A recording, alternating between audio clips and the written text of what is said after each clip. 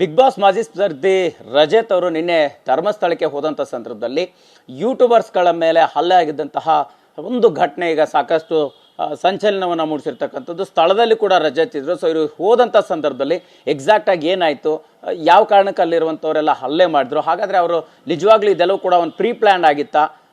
ಈಗ ರಜತ್ ಅವರು ಕಮಿಷನರ್ ಕಚೇರಿಗೆ ದೂರು ಕೊಡೋಕ್ಕೂ ಕೂಡ ಮುಂದಾಗಿದ್ದಾರೆ. ಎಲ್ಲದರ ಬಗ್ಗೆ ಮಾತಾಡ್ಸೋಣ.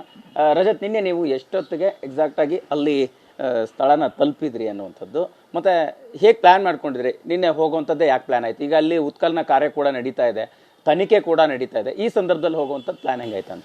ಸರ್, ಇಲ್ಲ, ನಾನು ಆ್ಯಕ್ಚುಲಿ ಇದನ್ನು ಪ್ರತಿಯೊಂದು ಮಾಧ್ಯಮಕ್ಕೂ ಗೊತ್ತಿರೋ ವಿಷಯ. ಇದು ನಾನು ಬಿಗ್ ಬಾಸ್ಗಿಂತ ಮುಂಚೆನೇ ಧ್ವನಿ ಎತ್ತಿದ್ದವನು. ಅದು ಬಹುಶಃ ಜನಕ್ಕೆ ಗೊತ್ತಾಗದೆ ಇತ್ತು. ಬಟ್ ಆದರೆ ಬಿಗ್ ಬಾಸ್ ಆದಮೇಲೆ ಏನಕ್ಕೆ ಧ್ವನಿ ಇಷ್ಟು ಜೋರಾಗಿ ಬರ್ತಾ ಇದೆ ಅಂದರೆ ಪ್ರತಿಯೊಬ್ಬರಿಗೂ ನಾನು ಗೊತ್ತಿರೋ ಕಾರಣಕ್ಕೆ ಅಷ್ಟೇ. ಬಟ್ ನಾನು ಮುಂಚೆಯಿಂದನೂ ಇದನ್ನು ಮಾತಾಡ್ಕೊಂಡೇ ಬಂದಿರೋದು. ಹಲವಾರು ಟಿ ವಿಗಳಲ್ಲೂ ಮಾತಾಡಿದ್ದೀನಿ. ಅದೊಂದು ವಿಷಯ ಸೈಡ್ಗಿಟ್ರೆ, ನಿನ್ನೆ ನನಗೆ 4 ಗಂಟೆಗೆ ಪ್ಯಾಕಪ್ ಆಯಿತು ಸರ್ ಶೂಟಿಂಗು.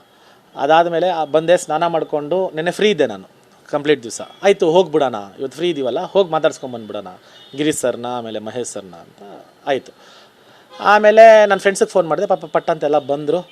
ಅಲ್ಲಿ 12 ಗಂಟೆಗೆ ತಲುಪಿದೆ. ನನ್ನ ಕಾರ್ ನೋಟ್ ಅಲ್ವ ಸರ್, ನನ್ನದು ಕಾರ್ ನೋಟ್ ಆಗಿರೋ ಕಾರಣ ಏನಾಯಿತು ಅಂದರೆ ಎಲ್ಲರಿಗೂ ಗೊತ್ತು.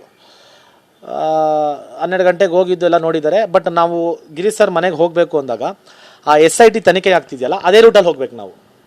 ಅಲ್ಲಿ SIT ತನಿಖೆ ಆಗ್ತಾಯಿತ್ತು, ತುಂಬ ಜನ ಪ್ರೆಸ್ ಅವರೆಲ್ಲ ಇದ್ದರು. ಅಲ್ಲಿ ನಾನು ಇಳಿಯೋಕ್ಕೆ ಹೋಗಿಲ್ಲ, ಯಾಕಂದರೆ ನಾನು ಅಲ್ಲಿ ಇಳಿದು ಪ್ರೆಸ್ ಅವ್ರು ಬಂದು ಮಾತಾಡ್ಸಿದ್ರೆ ಅದು ಸಿಚುವೇಶನ್ ಡಿಸ್ಟರ್ಬ್ ಆಗುತ್ತೆ, ಅದು ಚೆನ್ನಾಗಿ ಕಾಣಿಸಲ್ಲ ಅಂದ್ಬಿಟ್ಟು ನಾನು ಸೀದಾ ಗಿರೀಶ್ ಸರ್ ಮನೆಗೆ ಹೋದೆ. ನನಗೂ ಸ್ವಲ್ಪ ಕ್ಲಾರಿಫಿಕೇಷನ್ಸ್ ಬೇಕಾಗಿತ್ತು. ಗಿರೀಶ್ ಸರ್ ಹತ್ರ, ಮಹೇಶ್ ಸರ್ ಹತ್ರ ಮಾತಾಡಿದೆ. ಒಂದು 3-3:30ವರೆಗೂ ಅವ್ರ ಮನೇಲೇ ಇದ್ದೆ ನಾನು.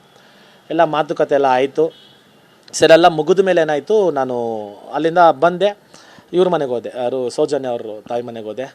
ಆಮೇಲೆ ಅವ್ರದ್ದು ಒಂದು ವಿಗ್ರಹ ನೋಡಿದೆ, ಸೌಜನ್ಯದ್ದು ತುಂಬ ಚೆನ್ನಾಗಿ ಮಾಡಿದ್ದಾರೆ.